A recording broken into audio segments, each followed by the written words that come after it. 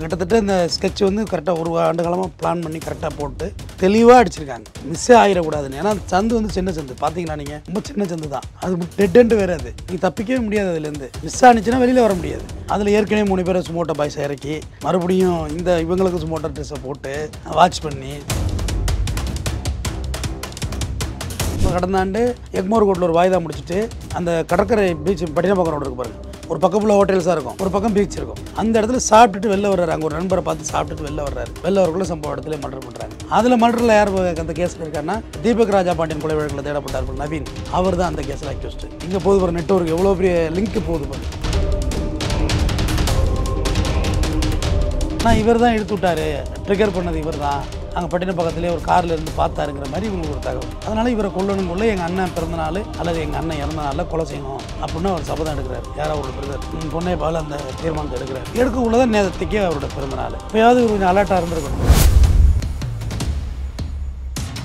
Armstrong sir வந்து மிரட்டினார் எங்கள் அப்பாவை. எங்கள் அப்பாவை மிரட்டி ஏதோ ஒரு திரட்டன் ஏதோ பண்ணார். அதில் என்னையும் தான் மிரட்டினார், என்னையும் கொண்டுருவோன்னு தான் மிரட்டினார். அதில் பயந்துக்கிட்டு கோச்சிட்டு என் மனைவி என்னை விட்டு போயிட்டாங்க. என் வாழ்க்கையும் போச்சு, என் அண்ணனும் போயிட்டாருங்கிற கோவம் எனக்கு அதிகமாக வந்துச்சு. என்ன இருந்திருந்தாலும் ஒன்றும் பண்ணியிருக்க முடியாது. கென்னை எடுக்கிறதுக்கான நேரம்லாம் கிடையாது. இல்லை, முதல் வெட்டிலே நீங்கள் நில குழஞ்சிருவீங்க. அதுக்கப்புறம் நீங்கள் கென்னை எடுத்து ஃபயர் பண்ணுறதுலாம் சாத்தியமே இல்லை. நீங்கள் வெட்ட வரைக்கும் தெரிஞ்சால் மட்டும் தான் கென்னை எடுத்து நீட்டு முடியும். பின்னாடி இருந்து வெட்டக்குள்ள 3 பேர் பின்னாடி இருந்து அட்டன் பண்ணியிருக்காங்க. அவர் அடிச்சிருக்காங்க. அவர் எப்படி ஃபேஸ் பண்ண முடியும்?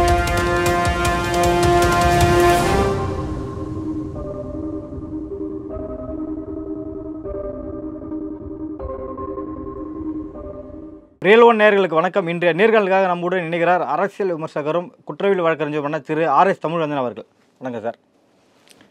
சென்னையில் பகுஜன் சமாஜ்வாதி கட்சியின் மாநில தலைவர் திரு ஆம்ஸ்ட்ராங் அவர்கள் படுகொலை செய்யப்பட்டிருக்கிறார். இது எப்படி பார்க்குறீங்க சார் இந்த விவரத்தை? தமிழ்நாட்டை உலுக்கி போட்டுருச்சு இந்த சம்பவம். ஏன்னா அவர் தேசிய கட்சியோட மாநில தலைவர், அவர் வழக்கறிஞர், அரசியலில் ரொம்ப ஆண்டு காலம் பயணித்தவர், பூவிமூர்த்தியார்கிட்டேருந்து அரசியல் கற்றுக்கிட்டவர், அவரோட செல்ல பிள்ளையாக வளர்ந்தவர்.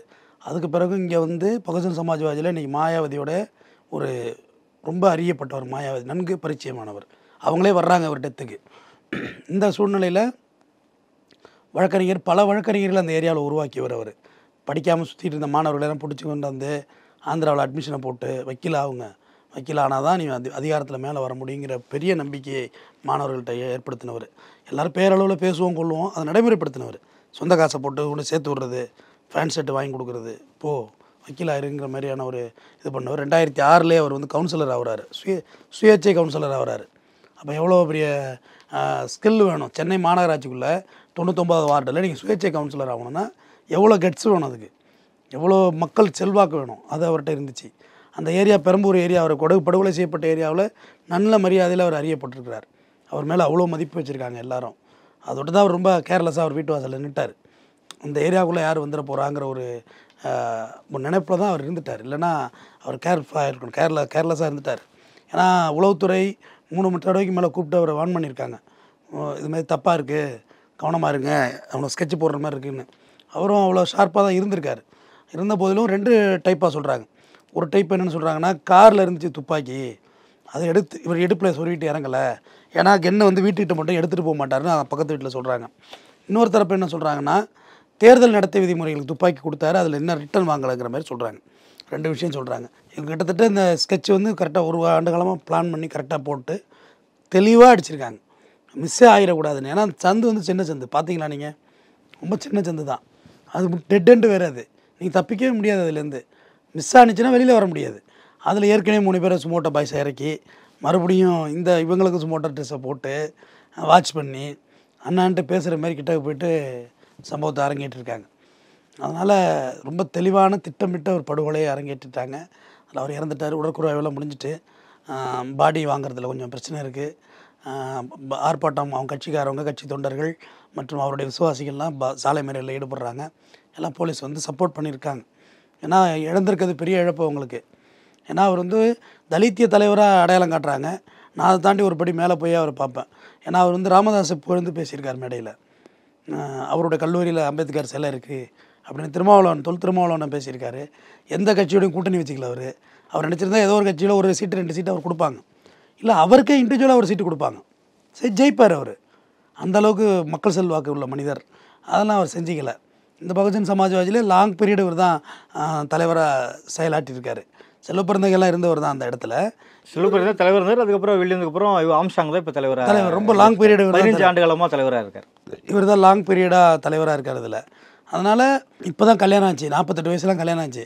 இப்போ தான் 3 வயசில் குழந்தை இருக்குது. ஏன்னா அந்த இளம் வயசு பூராவே அரசியல் பிரச்சனை ஸ்ட்ரகிள்லே ஃபேஸ் பண்ணியிருப்பாங்க. திருமணம் அமையலை. இப்போ தான் எல்லாமே அமைஞ்சு கைகூடி வந்துச்சு, வாழ ஆரம்பித்தார், வாழ்க்கையை முடித்து விட்டார்கள். அதுதான் உண்மை. அதுவும் ஜூலை 5ஆம் தேதி ஏன் கொல்லத்துக்கான என்ன காரணம்? அதாவது அதுக்கு என்ன ஸ்டேட்மெண்ட்டு, அந்த கைதானவர்கள் கொடுத்த ஸ்டேட்மெண்ட்டு. பொன்னே பாலு அவர் என்ன சொல்லியிருக்காருன்னா, ஆற்காடு சுரேஷ்னு ஒரு கேரக்டர். அவர் எங்கன்னா போன வருஷம் பட்டினப்பாக்கத்தில் வச்சு மர்டர் பண்ணுறாங்க. எக்மோர் கோர்ட்டில் ஒரு வாய்தா அட்டன் பண்ணுறாரு. எக்மோர் கோர்ட்டில் வாய்தா அட்டன் பண்ணிட்டு பட்டினப்பாக்கத்தில் மர்டர் ஆகிறாரு. முதல்ல அவர் யாருன்னு தெரிஞ்சேன், ஆற்காடு சுரேஷ். அவரும் சின்னாவும் தான். சின்னா வந்து இவருக்கு குரு, யாரும் ஆற்காடு சுரேஷுக்கு குரு, தொழில் கற்றுக் கொடுத்தவர். அவருக்கும் இவருக்கும் சின்ன கருத்து மோதல் ஏற்பட்டுருது, 2 பேருக்குள்ள கான்ட்ரா ஆகிடுது. அப்போ அந்த சின்னா வந்துட்டு பார்த்திங்கன்னா பூந்தமல்லி கோர்ட்டில் சரண்டர் ஆகிறார் ஒரு கேஸில். அப்போ ஆற்காடு சுரேஷ் டீம் உள்ளே போடுறாங்க. அப்போ பூந்து அவரை போட ட்ரை பண்ணக்குள்ள, பாம்பு அடித்து போடுறதுக்கு ட்ரை பண்ணக்குள்ள பகத்சிங்னு ஒரு அட்வொகேட்டு, யாருக்கு அவருக்கு சின்னாவோட வழக்கறிஞர் ப்ளஸ் ஆற்காடு சுரேஷுக்கும் ஃப்ரெண்டு தான். அட்வொகேட்டுங்கிறவங்க தெரியல, ஒன்றா இருந்தவங்கள இருந்திருப்பாங்க. பகத் போய் மறைக்கிறாப்புல, பகத்சிங் மறைக்கிறாப்புல, வேண்டாம் வேண்டாம் வேண்டாம் அப்படின்னு. ஏன்னா கத்தியை தூக்கிட்டாங்க, அதுக்கு மாதிரி உள்ளே வைக்க முடியாது. முதல் தலையே பகத்து தான் போனார். பகத் இறந்து தான் அது அடுத்தது சின்னாவை மர்டர் பண்ணாங்க. அதனால் அந்த ரெட்டை டபுள் மர்டரில் அவர் ஃபேமஸ்ஸு. அதுலேருந்து வந்து நிறையா பஞ்சாயத்துகள், நிறையா இங்கே லிட்டிகேஷன் ப்ராப்பர்ட்டியெல்லாம் சேல்ஸ் பண்ணி கொடுக்குறது, வாங்கி விற்கிறது, இந்த மாதிரி வேலைகள் தான் செஞ்சுட்டு இருந்தார் அவர். அவங்களுக்கு பஞ்சாயத்துகள் சின்ன சின்ன வருமானங்கள் பண்ணியிருப்பாங்க. அப்போ அவர் என்ன செய்கிறாங்கன்னா, இப்போ கடந்த ஆண்டு எக்மோர் கோர்ட்டில் ஒரு வாய்தா முடிச்சுட்டு, அந்த கடற்கரை பீச் பட்டினப்பாக்கம் ரோடு இருக்குது பாருங்கள், ஒரு பக்கம் ஃபுல்லாக ஹோட்டல்ஸாக இருக்கும், ஒரு பக்கம் பீச் இருக்கும். அந்த இடத்துல சாப்பிட்டுட்டு வெளில வர்றாரு. அங்கே ஒரு நண்பரை பார்த்து சாப்பிட்டுட்டு வெளில வர்றாரு. வெளில வரக்குள்ள சம்பவ இடத்துல மர்டர் பண்ணுறாங்க. அதில் மர்டரில் யார் அந்த கேஸில் இருக்காருன்னா, தீபக் ராஜா பாண்டியன் கொலை வழக்கில் தேடப்பட்டார் நவீன், அவர் தான் அந்த கேஸில் அக்யூஸ்டு. எங்கே போகுது பாருங்கள், நெட்வொர்க் எவ்வளோ பெரிய லிங்க்கு போகுது பாருங்கள். அவர் அந்த வழக்கில் இருக்கார். குண்டாசெல்லாம் போட்டாங்க அந்த அவன் மேலே. அந்த மர்டரில் வந்து அது 2 டைப்பாக சொல்கிறாங்க. ஒன்று ஆம்சாங்ஸுக்கும் அவர் ஆற்காடு சுரேஷுக்கும் ஒரு பஞ்சாயத்தில் கருத்து முதல் வந்துச்சுங்கிற மாதிரி சொல்கிறாங்க ஒன்று. இன்னொரு தரப்பு என்ன சொல்கிறாங்கன்னா, ஆருத்ரா கோல்டு, காலையில் ஒரு செய்தி ஊடகத்தில் பார்த்தேன், ஆருத்ரா கோல்டில் வந்து பாதிக்கப்பட்டவங்க பக்கம் வந்து ஆம்சாங் நின்னதாகவும், அவர் சுரேஷ் ஆற்காடு சுரேஷ் அவர்கள் வந்து கம்பெனி பக்கம் ஆருத்ரா கோல்டு கம்பெனி பக்கம் நின்னதாகவும், அதில் ஒரு பிரச்சனை வந்துச்சு அப்படின்ற மாதிரி ஒரு கருத்தியில் 2 இதாக சொல்கிறாங்க வியூ. அதை எதுன்னு போலீஸ் விசாரித்தா தான் தெரியும், ஈவினிங் தான் தெரியும் அது ரிப்போர்ட்டு. அந்த மர்டரில் இவர் ஆம்சாங் சார் பேரெல்லாம் கிடையாது அந்த மர்டரில். ஆனால் இவர் தான் பின்னிருந்து மூளையாக இயக்கிட்டார் அப்படின்ற மாதிரி அவங்க தரப்புலேருந்து ஒரு ஐடியாலஜி எடுத்தாங்க. இவர் இயக்காமல் இந்த மர்டர் நடக்கலை, இவர் தான் பின்னிட்டு இயக்கி கொடுத்துட்டாருங்க உள்ள, இவரை கொல்லணுங்கிற முடிவு எடுக்கிறாங்க. என்றைக்குமே ஆயுதங்களை கொல்ல மாட்டாங்க, அம்பை கொல்ல மாட்டாங்க, எய்தவனை தான் கொல்லுவாங்க, பில்லை தான் கொல்லணுங்கிறது ஒரு தேரி. எல்லாட்டி நவீனை தானே கொல்லணும். ஆனால் இவர் தான் இழுத்து விட்டார், ட்ரிகர் பண்ணது இவர் தான், அங்கே பட்டினப்பாக்கத்திலே ஒரு காரில் இருந்து பார்த்தாருங்கிற மாதிரி இவங்களுக்கு ஒரு தகவல். அதனால் இவரை கொல்லணுங்குள்ளே எங்கள் அண்ணன் பிறந்த நாள் அல்லது எங்கள் அண்ணன் இறந்த நாளில் கொலை செய்யணும் அப்படின்னு அவர் சபதம் எடுக்கிறார். யார், அவரோட பிரதர் பாலு, பொன்னே பாலு அந்த தீர்மானத்தை எடுக்கிறாரு. எடுக்கக்குள்ளே தான் நேரத்துக்கே அவரோட பிறந்த நாள். அப்போயாவது இவர் கொஞ்சம் அலர்ட்டாக இருந்திருக்கணும். நீ பிறந்த நாள் ஆச்சு, இந்த ஜுமோட்டோ பசங்கள்லாம் அந்த ஏரியா பசங்களாம் தெரியலையே, ஏன்னா முட்டுச்சந்தில் எவ்வளோ நேரம் நிற்க முடியும். அவர் அதை நினைக்கவே இல்லை, அவர் அந்த ஐடியாவே இல்லை. நம்ம ஊர், ஏன்னா அவர் ஊர் அது, நம்ம இருக்க போகிறோம் அப்படின்ட்டு. ஆற்காடு சுரேஷ்னு என் பேர் வந்து கேளுங்க. அவர் இங்கே ஒரு சென்னையில் ஒரு பெரிய ப்ராப்ளம் ஆகி என்னென்னா, ஒரு அரிசி கடையில் வேலை பார்த்தார். டிஎன்சிசி இருக்குல்ல, தமிழ்நாடு வாணிபக் கழகம், அதில் வந்து சேல்ஸ்மேனாக இருக்கார் ஆற்காடு சுரேஷ். அப்போ என்ன செய்கிறாரு, இங்கே ஒரு அந்த அரிசியை கடத்தின வழக்கு போடுறாங்க இவர் மேலே. அதில் அப்படியே அப்ஸ்காண்ட் ஆகி ஆற்காடு போய் ஹோட்டலில் வேலை செய்கிறாரு. கரண்டி எடுத்தவர் கத்தி எடுத்து விட்டாருன்னு போட்டிருந்தாங்க கூட பேப்பரில். அங்கே போய் ஒரு ஹோட்டலில் வேலை செய்கிறார். அதெல்லாம் ஆற்காடு சுரேஷ்னு வந்துச்சு. ஆனால் அவங்க பூர்வீகம்லாம் வேலூர் பக்கம்னு சொல்கிறாங்க யார், ஆற்காடு சுரேஷ்க்கு. நான் அந்த தகவலாம் இன்னும் போலீஸ் வெளியிடலை. பூர்வீகம் வேலூர் பக்கம் அப்படின்ற மாதிரி சொல்கிறாங்க. அதுக்கு அந்த தொடர்புள்ள மர்டரில் இவர் ஆம்ஸ்ட்ராங் சார் மேலே வந்து அவங்களுக்கு ஒரு தீராத கோபம் ஏற்படுது. நம்ம அண்ணனை கொண்டுட்டாங்களே, நம்ம எப்படியும் கொல்லணும்னு சொல்லி தான் இப்போ இந்த மர்டர் நடந்திருக்கதா இப்போ அவர் மட்டும் கன்ஃபெஷன் கொடுத்துருக்காரு. நம்ம சொச்ச பேரெலாம் செய்தி சொல்லணும், கன்ஃபெஷன் சொல்லணும், சொன்னாக்கா காவல்துறை ஒரு முடிவுக்கு வருவாங்க. இப்போ லேட்டஸ்ட்டாக இப்போ என்ன சொல்லியிருக்காருன்னா, பொன்னே பாலு கன்ஃபெஷனில் சொன்னதா டிஜிபி சொல்லியிருக்காரு. இப்போ ப்ரெஸ் மீட் வச்சார். அதில் என்ன சொல்கிறாருன்னா, ஆம்ஸ்ட்ராங் சார் வந்து மிரட்டினார் எங்கள் அப்பாவை மிரட்டி ஏதோ ஒரு திரட்டன் ஏதோ பண்ணார். அதில் என்னையும் தான் மிரட்டினார், என்னையும் கொண்டுருவோன்னு தான் மிரட்டினார். அதில் பயந்துக்கிட்டு கோச்சிக்கிட்டு என் மனைவி என்னை விட்டு போயிட்டாங்க என் வாழ்க்கையும் போச்சு, எங்கள் அண்ணனும் போயிட்டாருங்கிற கோவம் எனக்கு அதிகமாக வந்துச்சு. அதில் தான் ட்ரிகர் ஆகி நீ போட்டே ஆகணும், எங்கள் அண்ணனை வந்து எங்கள் அண்ணனோட ஆத்மா சாந்தி அடையணும், நம்ம அதனால் அவரோட பிறந்த நாள்லேயே ஆம்ஸ்ட்ராங் இறந்த நாள் ஆக்கணுங்கிற வெறி எனக்குள்ளே வந்துச்சு, அதில் தான் போட்டோங்கிற மாதிரி ஸ்டேட்மெண்ட்டை சொல்லியிருக்காரு.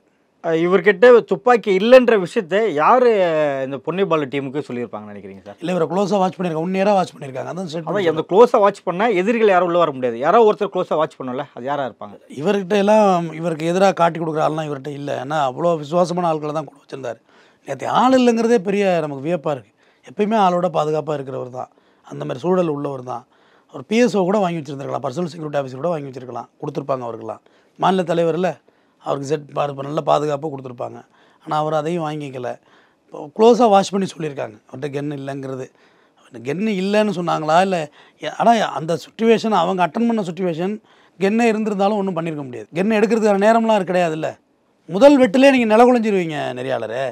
அதுக்கப்புறம் நீங்கள் கென் எடுத்து ஃபயர் பண்ணுறதுலாம் சாத்தியமே இல்லை. நீங்கள் வெட்ட வரைக்கும் தெரிஞ்சால் மட்டும் தான் கென் எடுத்து நீட்ட முடியும். பின்னாடி இருந்து வெட்டக்குள்ளே 3 பேர் பின்னாடி இருந்து அட்டன் பண்ணியிருக்காங்க, அவர் அடிச்சிருக்காங்க. அவர் எப்படி அதை ஃபேஸ் பண்ண முடியும்? கூட இருந்து 2 பேர் வெட்டு வாங்கியிருக்காங்க. அவர் கூட ஆம்ஸ்ட்ராங் சார் கூட இருந்தாங்கல்ல, மறைச்சவங்க 2 பேருக்கும் வெட்டு, முதுகில் தையல், காதில் 17 தையல் எல்லாம் போட்டிருக்காங்க. அப்போ யாருமே அதை ஒன்றுமே பண்ண முடியாத ஒரு சூழல் உருவாகிருக்கு. ஏன்னா பிஎஸ்ஓருக்குள்ளே தான் இங்கே சிந்தாரிப்பேட்டில் ஒரு மர்டர் நடந்துச்சு, போலீஸ் கூட இருக்கக்குள்ளே தான் மர்டர் ஆச்சு. ஒருத்தரை கொண்டாங்கல்ல, இப்போ ஒரு ரீசெண்டாக தான். அதனால் யாருக்கும் பாதுகாப்பு இல்லை. நம்மளை தான் வாழ்ந்துக்க வேண்டியதுதான். ஆமாம், அவருடைய இழப்பு பெரிய இழப்பு, அவருக்கு இருந்தது பெரிய இழப்பு, ஈடு செய்ய முடியாது. இன்னொரு பிஎஸ்பிக்கு அந்த மாதிரி தலைவர் அமைவாங்களான்னா பெரிய சிரமம். நீங்கள் சொன்னது போல் நேரடியாக அந்த ஆற்காடு சுரேஷ் கொலை வழக்கில் இவர் சம்மந்தப்பட்டவராக இருப்பாரா? அது தெரியல. சம்மந்தப்பட்டவராக இருந்தால் எஃப்ஐஆர் போட்டிருப்பாங்கல்ல, அது என்னென்னு தெரியல. அது போலீஸ் விசாரணைலாம் தெரியும். ஆனால் அவங்க இவர் பின்னாடி மூளையாக இருந்து செயல்பட்டாருன்னு சொல்கிறாங்க. ஏன்னா நவீன அரெஸ்ட் பண்ணியிருக்காங்க, எந்த ஸ்டேட்மெண்ட்லேயும் இவர் பேர் வரல. எதுலையாவது வந்துருந்தா இவர் எஃப்ஐஆரில் அட்டாச் பண்ணியிருப்பாங்க, எதுலேயுமே அட்டாச் பண்ணலை. அதனால் அது என்ன தவறான யூகம் தான். அந்த வியூகத்துக்கெல்லாம் நம்ம ஒன்றும் பதில் சொல்ல முடியாது. அதை ஆளை பிடிக்கணும். அது அவங்களுக்கு இப்போ கன்ஃபர்ஷன் வச்சு போகல. இப்போ ஒரு ஸ்மால் மோட்டிவேஷன் சொல்கிறாங்க, ஆற்காடு சுரேஷுங்கிற ட்ரிகரை சொல்கிறாங்க. அது என்ன நடந்திருக்குன்னு பார்க்கணும். அவங்க தான் குற்றத்தை ஒத்துக்கிறாங்க, கன்ஃபர்ஷன் கொடுக்குறாங்க. அதை வச்சு தான் நம்ம சொல்கிறோமே ஒழிய, மற்றபடி இவர் அந்த கேஸில் இல்லை, அந்த வழக்கில் இல்லை இல்லாட்டி சேர்த்து விட்ருப்பாங்களா அப்பயே வழக்கில். என்னங்க சொல்லப்போனால் அவர் வழக்கு எல்லாமே அக்யூட்டல் ஆகிட்டவருக்கு, எந்த வழக்குமே அவர்கிட்ட பெண்டிங் இல்லை. ஏறக்குறைய எல்லா வழக்கையும் முடிச்சுட்டு தான் நியூட்ரலாக தான் இருக்கார் அவர். அதனால் என்னென்னு பார்க்கணும். அது தேசிய கட்சியின் மாநில தலைவரை தாண்டி அவர் ஒரு வழக்கறிஞர் ஒரு இது போல் ஒரு கொலை செய்யப்பட்டிருப்பதை நீங்கள் எப்படி பார்க்குறீங்க சார்? ஏற்றுக்க முடியாதுங்க. வேறு இப்போ எத்தனை வைக்கல, வரிசையாக வைக்கல மர்டர் ஆகிட்டு இருக்காங்க. என்னது அது? ரொம்ப தவறுங்க. சொசைட்டிக்கு நாங்கள் விளக்காக இருக்கிறோம். அறிஞர் அண்ணா தான் சொல்லுவார், சட்டம் ஒரு இருட்டரை, வழக்கறிஞர்கள் வாதம் வெளிச்சம்னு. நான் வெளிச்சமாக தெரியுறோம், எங்களுக்கே பாதுகாப்புன்னா அப்புறம் எப்படி இருக்குது? இங்கே இப்போ கூட சைதாப்பேட்டை ஒரு அட்வொகேட்டை சகோதரர் ஒருத்தர் கொலை பண்ணிட்டாங்க. ஏற்கனவே நிறைய நடந்திருக்கு. ஆனால் இன்னொரு ஆஸ்பெக்ட் ஒன்று இருக்குது, அது ரொம்ப கண்டனத்துக்குரியது. ஒரு வழக்கறிஞரை கொலை செய்வது என்பது கண்டனத்துக்குரியது. ஆனால் அதை கூலிப்படை ஏவி வெட்டுவதும், ரவுடிகளை இறங்கி வெட்டுவதும், ஒரு ரிவெஞ்சுக்காக வெட்டுவதும், வக்கீலை வெட்டுறாங்க இல்லையா? போல விஷயங்களை எப்படி பார்க்குறீங்க? பியூர் அட்வொகேட்ஸை யாரும் மர்டர் பண்ணுறது இல்லை. வெறும் வழக்கறிஞர் தொழில் மட்டும்தான், வேறு எதுவுமே இருக்காது அவங்கள்ட்ட. இப்போ நம்மலாம் அந்த கேட்டகரி தான், வேறு எதுவுமே கிடையாது. வக்கீல் வேலை அது உண்டு, வீடு உண்டு, அவ்வளோதான். வேறு எதை பற்றியும் நம்மள்ட்ட ஒன்று வேறு ஆட்டிடியூடெல்லாம் எதுவும் கிடையாது. சின்னதாக ஒரு டீலிங் கூட நம்ம போக மாட்டோம் வச்சுக்கோங்க. சில பேர் தைரியமாக பஞ்சாயத்தெல்லாம் பண்ணுறாங்க, இதெல்லாம் செய்கிறாங்கங்குள்ள எதிர்ப்புகள் வர செய்யும். நம்ம நீதி அரசர் கிடையாது. யாரோ ஒருத்தருக்கு பாதகமாக தான் போகும் நம்ம கொடுக்குற தீர்ப்புங்கிறது. அதில் கொஞ்சம் வெறுப்புகள் சம்பாதிக்கும். பணம் எந்த அளவுக்கு சம்பாதிக்கிறோமோ அந்தளவுக்கு வெறுப்பும் ஈஸியாக சம்பாதிப்போம். பணம் ஸ்பீடாக ஏற வெறுப்பும் ஸ்பீடாக ஏறிட்டு தான் இருக்கும். அதனால் அப்படி அந்த ஆஸ்பெக்டில் தான் நான் பார்ப்பேன். என்னை பொறுத்தவரையிலையும் நம்ம கிளைண்ட்டுனா வேறு, நம்ம வேறு. அவங்க வேலையை பார்க்குறாங்க, நம்ம வேலையை பார்க்குறோம். குலகாரங்களுக்கே கேஸ் நடத்தலாம், தப்பு கிடையாது. நம்மளே அவங்களோட இறங்கிடக்கூடாது. அவங்கள சரி ரைட்டு வாங்க கேஸ் நடத்துகிறோமா, பார்த்தோமா, கிளம்புங்க. நம்மளும் அதை விட கிளம்பினோம் போயிடணும். அவங்களோட போகிறது, அவங்களோட போய் படத்துக்கு போகிறது, அவங்களோட உட்காந்து தண்ணி அடிக்கிறது, அவங்களோட பார்ட்டியில் போய் கலந்துக்கிறது, நம்ம காரில் அவங்கள ஏற்றுறது, இல்லை அவங்க காரில் நம்ம ஏறுறது, இதெல்லாம் செய்யக்கூடாது. நம்ம வேறு கிரிட்டீரியா, அவங்க வேறு கிரிட்டீரியா, 2 பேரும் வேறு டைப்பு. பட் அவங்க காசு வாங்கி தான் வக்கீல் சாப்பிட்றோம், இல்லைன்னு சொல்லலை. ஆனாலும் அவங்களோட மிங்கிள் ஆகக்கூடாதுங்கிறது தான் என்னுடைய இளம் வழக்கறிஞர்கள் நான் கொடுக்குற அறிவுரை. அதுதான், அவங்களோட நம்ம எந்த இடத்துலையும் மிங்கிள் ஆகிடக்கூடாது. ஆர்வமாக தான் இருக்கும், ஜாலியாக தான் இருக்கும் அவங்களோட இருக்கிறது. நீங்கள் அவங்களோட ட்ராவல் பண்ணால் ஜாலியாக தான் இருக்கும். ஏன்னா எந்த ஒரு கட்டுப்பாடும் இல்லாத ஒரு வாழ்வியல், ஒரு வரையறையே இருக்காது. ஜாலியாக இருக்கலாம், ஆனால் அது நமக்கு செட் ஆகாது. அது ஜாக்கிரதையாக இருக்கணும்.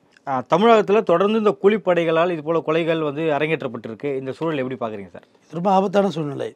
ரொம்ப அதிகரிச்சிருக்குன்னா எனக்கு தெரிஞ்சு நான் இன்னொரு ஆஸ்பெக்ட் நினச்சேன். எல்லாமே கோவிட்டுக்கு பின்னாடி தான் நடந்துச்சு. கோவிட்டில் ஒரு 2 வருஷம் எந்த விதமான அஃபென்ஸும் நடக்கலை. அது எல்லாமே ஸ்டோரேஜ் ஆகி இப்போ இறங்க ஆரம்பிச்சிச்சு. அந்த அப்போ இருந்த அசைன்மெண்ட் இருந்தது பார்த்தீங்களா, அது எல்லாத்தையும் எடுத்து போக ஆரம்பிச்சிச்சு. அதனால் இப்போ உங்களுக்கு அதிகமாகிட்ட மாதிரி தோணுது.